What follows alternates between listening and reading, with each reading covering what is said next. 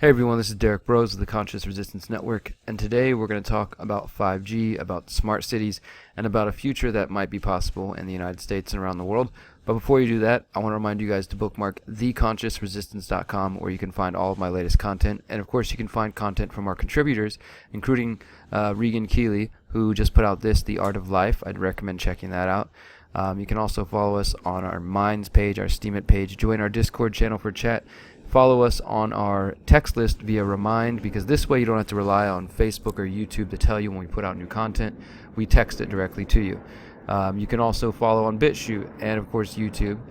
And if you want to support, you can do so via Patreon or Subscribestar, or, of course, if you go to this Invest page, you can get my Bitcoin addresses and all that stuff. And finally, sign up for our email newsletter, for we have lots of new subscribers. If you haven't signed up, sign up for our email newsletter. And if you want to get a free ounce of Kratom, learn more about Kratom and support our work, check this right here at My Brave Botanicals.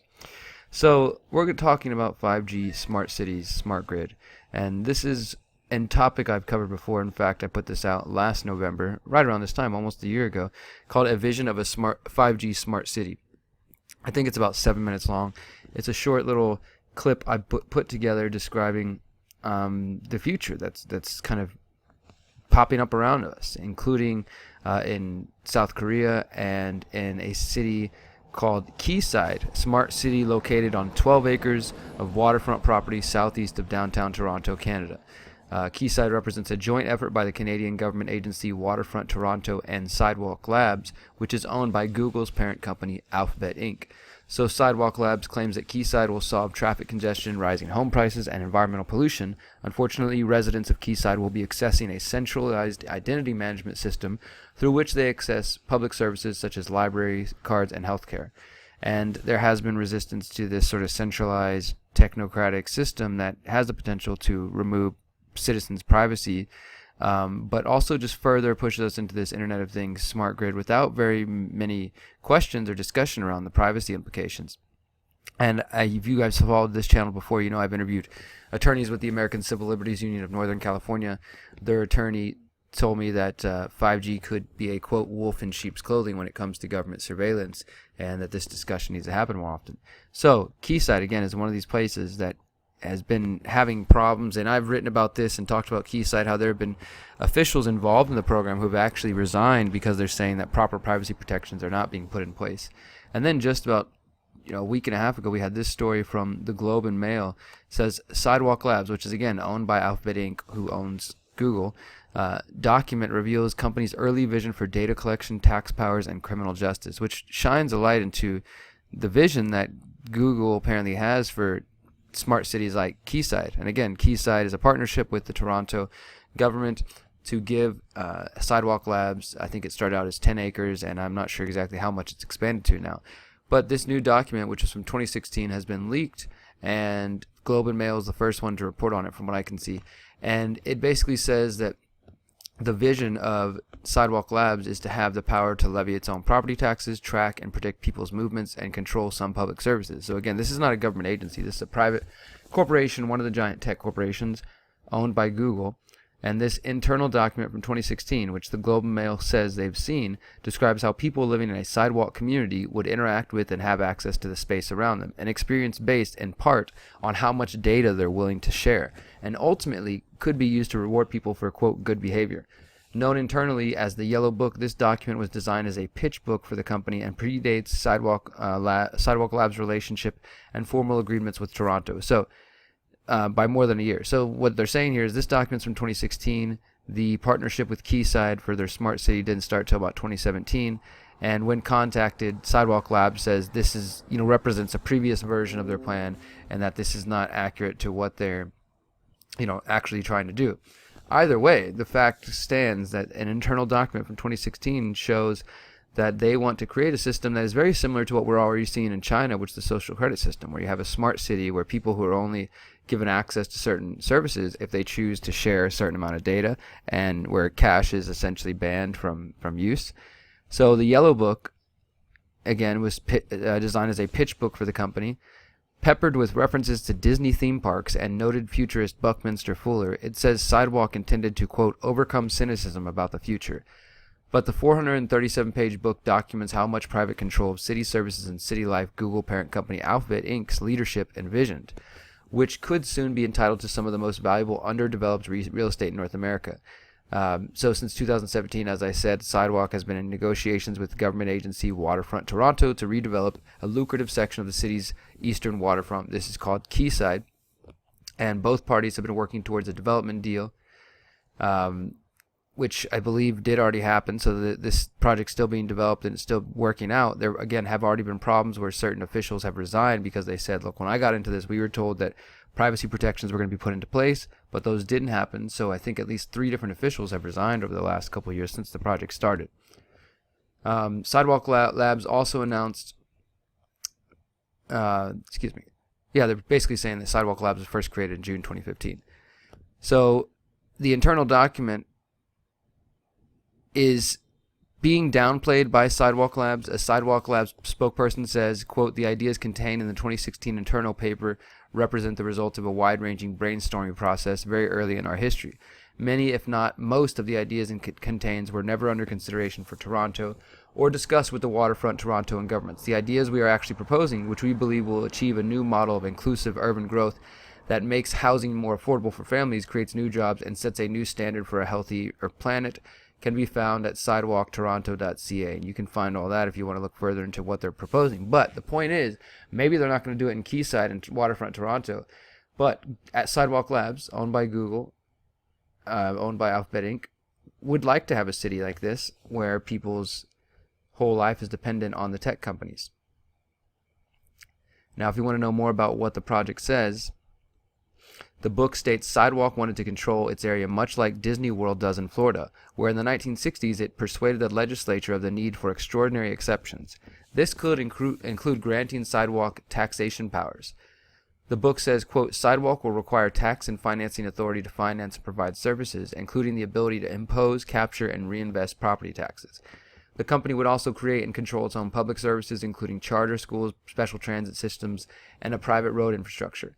Sidewalk's early data-driven vision also extended to public safety and criminal justice. The book mentions both the data collection opportunities for police forces. Sidewalk notes it would ask for local policing powers similar to those granted to universities." So they basically want to have their own private police force over this area, whether it's Quayside or some other futuristic smart city, and the possibility of a, quote, "alternative approach to jail using data from the so-called root cause assessment tools. This would guide officials in determining a response when someone is arrested, such as sending someone to a substance abuse center. The overall criminal justice system and the policing of serious crimes and the emergencies would be, quote, likely to remain within the purview of the host government's police department." So they see themselves, the host government, right? So what are they? Are they some kind of parasite on the host? Now, the one thing I will say is this is presenting an alternative to government in one way. In some situations, I do believe, obviously, for those who know my work, that private institutions can do better than governments.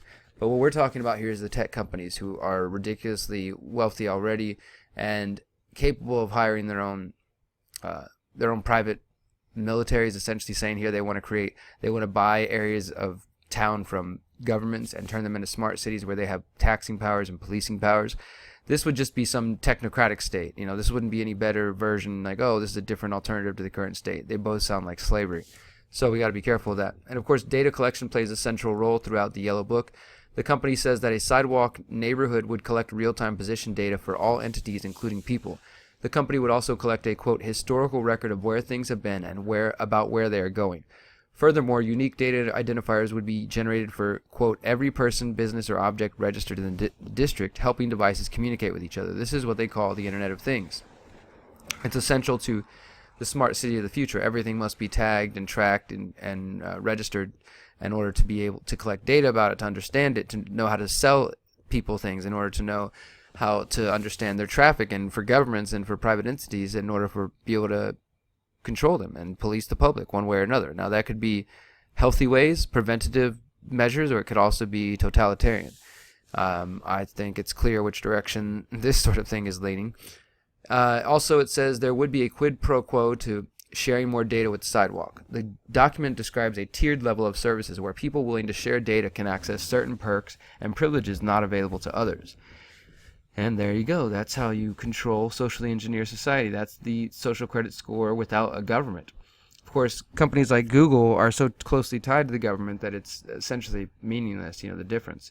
Sidewalk visitors and residents would, quote, be encouraged to add data about themselves and connect their accounts, either to take advantage of premium services like unlimited Wi-Fi or to make interactions easier.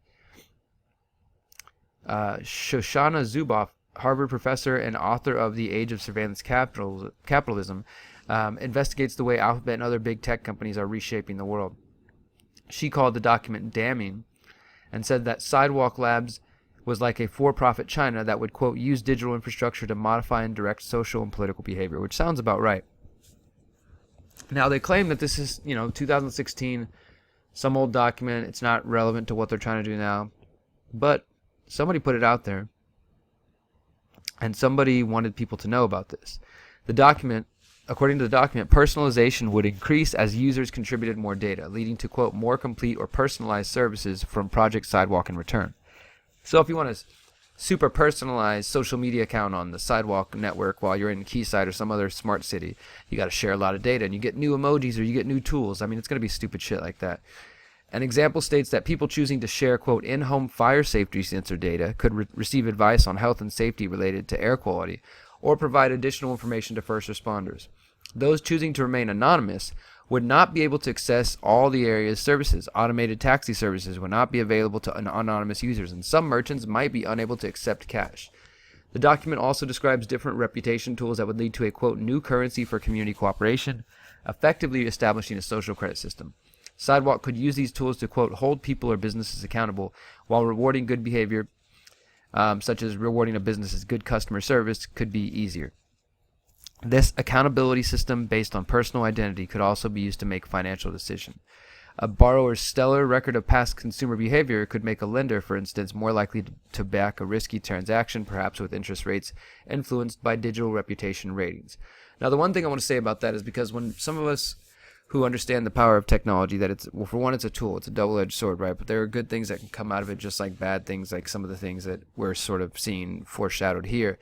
But for those of us who are anarchist or anti-statist and don't think a government needs to exist or envision a world or a future where that might be possible, technology is often talked about, and the idea that, well, instead of a government or, sort of standardized or codified law, you could have reputation-based systems that could be used to help let individuals know, oh, this person is, bad with, they've ripped people off, or they've stolen, or just different things like that.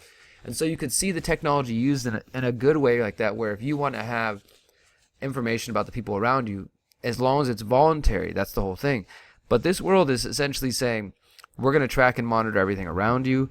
We're gathering data. We're going to use that. And if you give us access to your life, we will give you access to this same data for your benefit. And if you choose to be anonymous or, not participate, well, then we're going to essentially lock you out as much things as possible and as many services as possible. And this is exactly what the Chinese have called for with their documents about social credit score, where they've said once it's the Sesame credit system is fully implemented, that people who do not comply won't be able to move a single step.